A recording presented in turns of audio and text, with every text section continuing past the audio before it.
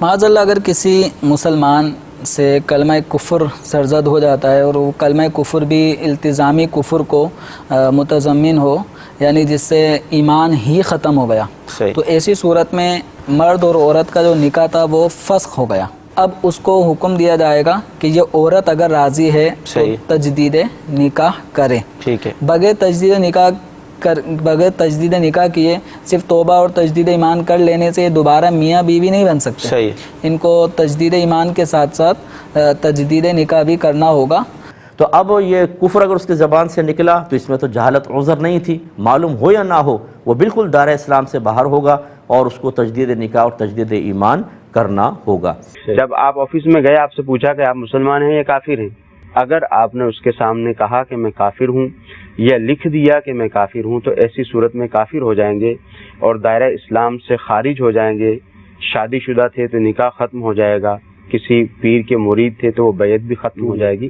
آپ اپنے علماء سے پوچھیں کہ یہ عقیدے آپ کے قرآن و سنت میں کہاں فٹ بیٹھتے ہیں۔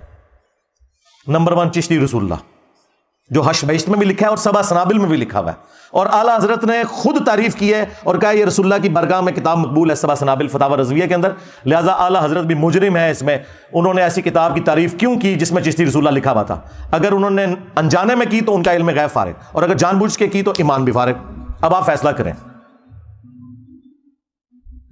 جی وہ معین الدین چشتی صاحب خاص حالت میں تھے، مرید ہونے ایک شخص آیا تو پوچھا کلمہ کیسے پڑھتا ہے؟ اس بیچارے نے صحیح کلمہ سنایا، کہا نہیں ایک دفعہ نا اس طرح پڑھ، چشتی رسول اللہ کے ساتھ پڑھ۔ تو اس نے پڑھ دیا تو کہتے ہیں خواجہ صاحب بہت خوش ہوئے، اسے مرید بھی کیا اور اسے انعامات سے نوازا، اور پھر جاتے ہوئے کہا کہ وہ میں نے تیرا امتحان لیا تھا، کلمہ وہی ہے بس۔ یہ جو آخری جملہ کہتے ہیں رجوع ہو گیا۔ سرکار رجوع اس طرح ہوتا ہے، خود تو دوسروں کو کہتے ہو کہ جو جھوٹی موٹی بھی قادیانی لکھ کے جرمنی چلا جائے تو اسے اعلانیہ توبہ کرنی ہوگی۔ معاذ اللہ اگر کسی مسلمان سے کلمہ کفر سرزد ہو جاتا ہے اور وہ کلمہ کفر بھی التزامی کفر کو متضمن ہو، یعنی جس سے ایمان ہی ختم ہو گیا، تو ایسی صورت میں مرد اور عورت کا جو نکاح تھا وہ فسخ ہو گیا۔ اب اس کو حکم دیا جائے گا کہ یہ عورت اگر راضی ہے تو تجدید نکاح کرے۔ ٹھیک ہے، بغیر تجدید نکاح کیے صرف توبہ اور تجدید ایمان کر لینے سے دوبارہ میاں بیوی نہیں بن سکتے، ان کو تجدید ایمان کے ساتھ ساتھ تجدید نکاح بھی کرنا ہوگا۔ جب آپ آفس میں گئے، آپ سے پوچھا کہ آپ مسلمان ہیں یا کافر ہیں، اگر آپ نے اس کے سامنے کہا کہ میں کافر ہوں یا لکھ دیا کہ میں کافر ہوں، تو ایسی صورت میں کافر ہو جائیں گے اور دائرہ اسلام سے خارج ہو جائیں گے۔ شادی شدہ تھے تو نکاح ختم ہو جائے گا، کسی پیر کے مرید تھے تو وہ بیعت بھی ختم ہو جائے گی۔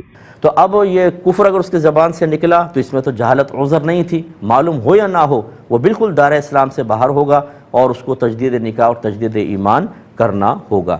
تمہارے چاچے کو، تمہارے چاچا چشتی کو توبہ نہیں کرنی ہوگی؟ اور چاچا جی تمہاری چاچی گئی، ہاں جب تو نے چشتی رسول اللہ پڑھایا تھا تیری بیوی فارغ ہو گئی تھی، سب سے پہلے تجھے دوبارہ چاچی لینی ہے جا کے واپس، اس کے بعد تیری بیعت بھی ٹوٹ گئی تھی۔ جب تک تو خود مرید نہیں ہوتا کسی کا تو آگے بیعت کسی کو نہیں کروا سکتا۔ جو ان کا ڈھکوسلا چل رہا ہے تصوف کا، مطلب میں تو اس کو فراڈ سمجھتا ہوں، سلسلہ ٹوٹ گیا تو اس نے بیعت کیا کیا فراڈیے نے؟ نہیں جی یہ غلط منصوبہ ہے، پرنٹ کیوں کر رہے ہو؟ اتھے کیوں نہیں ترنے دے جا کے؟ اتھوں ترنے نکل دے جی تو کتاباں بھی پرنٹ ہوندیاں نے، اتھے نہیں دیں۔